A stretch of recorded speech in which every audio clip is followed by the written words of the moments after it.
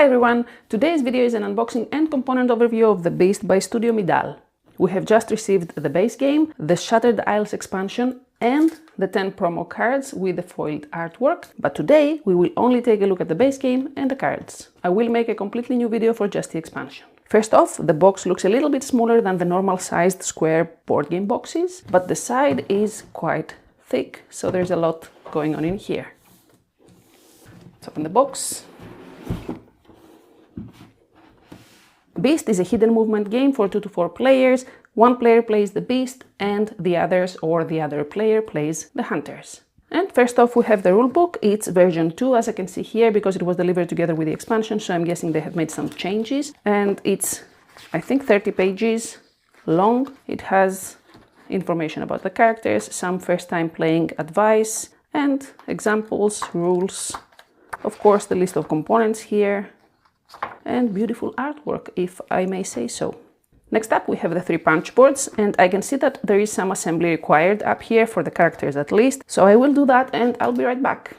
Great, everything has been punched, and let's begin with the wound tokens. They come in 3s and 1s, they have a different size and different artwork, and they are used to mark the wounds on the characters and the summons. Next up we have the grudges. They also come in 1s and 3s. These are gained by the characters, both the beast and the hunters, and can be used as currency to pay for the use of certain cards, but also to upgrade and level up during the game. 3 ancient power tokens. These can be used to add 1 damage to a single attack. Habitat tokens that match the different habitats on the map and can be used to transform one place from one habitat to another, both by the hunters and the beast. The trail tokens with the various symbols for each beast and some generic ones. These are placed on the map if some hunter searches and finds the trail of the beast because the beast has its location hidden. So it's an indication of where the beast has been or maybe where it is. Speaking about trails, we have the watchtowers that are placed on the map and can be used by hunters to look around the area and see better if they can find any trail of the beast. 6 standees for the 6 hunters. They are the same front and back. 6 slightly larger standees for the 6 beasts. Again, the same front and back. And finally 15 standees for the various summons that the beast can summon and bring on the map. These were the punch boards. Moving on to the main board, I'll open it up and show you exactly what it has on it. There we go, all of it can fit inside the screen. It is a double-sided board. I'll show you the other side as well. There we have it. It is different because of the various contracts that the players can play that work like scenarios. So at the beginning of each game, when you choose a contract, it indicates which part of the map you have to use for the game. This is the actual map with the different locations and habitats, some settlements, and then on the side we have some player aid for the different phases of the game. There are spaces for hunters to place trap cards to trap the beast if they can with them. And finally, this is where the beast tracks their hidden movement by placing cards, but no one knows where the beast actually is. Back to the box, we have a little bag for the habitat tokens. Over here we have some animal wooden pieces, starting with sheep. These are placed on the map on locations that indicate that there are sheep present. And similarly, we have boars and bears. More wooden pieces that mark farmers and settlers. And then we have the final wooden pieces in here. They are pretty small. The brown ones are used to track the upgrades of each character. And these turquoise, I think, are used on the beast's minimap behind the screen, so that the player who plays the beast can remember which movement they took and where they stand on the map without the rest of the players watching. Speaking of the screen, with information about the game and how everything works, and some gorgeous artwork here at the back. Next up we have some player boards. They seem double layered. Let's take a closer look here. We have the beasts, the name, their abilities, and yeah, you can see here locations. These are double layered. I don't know if you can see it on the screen here, but if you take the upgrade, you place the little token here as a reminder. More information on the back. Another beast.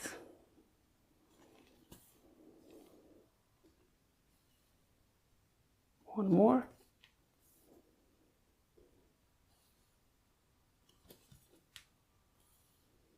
They are super high quality. I can feel it in my hands, and the artwork, I keep saying, is gorgeous because I mean it.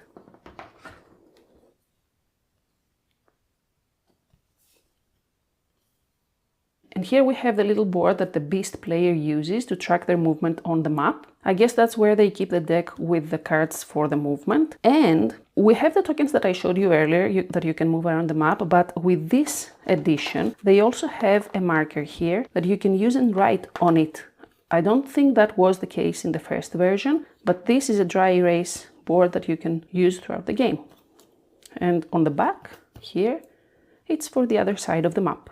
I don't know if you can also see here that it is double layered. If you take the screen, you can place it exactly within there and it doesn't go anywhere throughout the game. Finally, we have the different contracts. You can see here that they have information about the number of players that can play them and setup, goals for the actual game, the duration. I don't know all the details about them. I know roughly how the game is played, so I can't explain more about those. Similarly, we have the boards for the different characters, for the hunters. There we have one of them. And the back side with some story. Two. They seem to have different colors as well.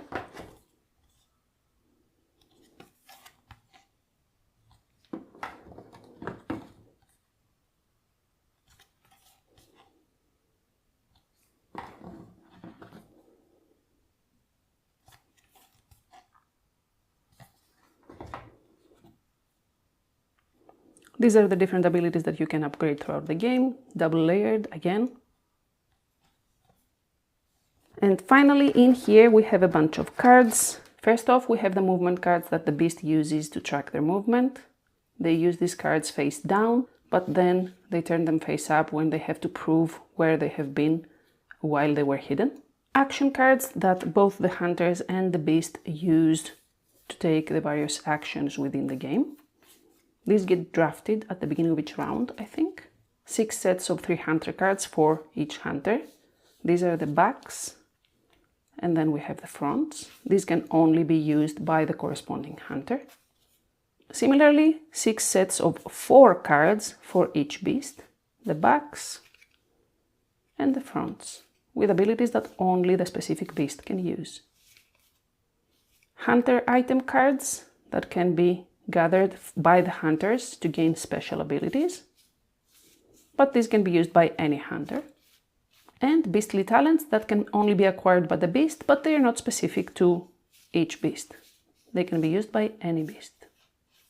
That's it with the box of the base game, but as I showed you at the beginning, we have the 10 promo cards with the foiled artwork.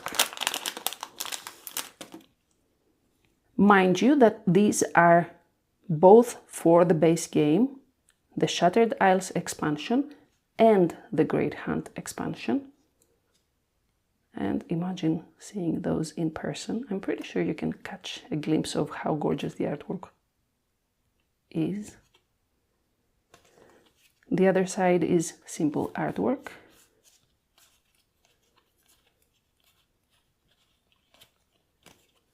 But yeah, this side is luxury.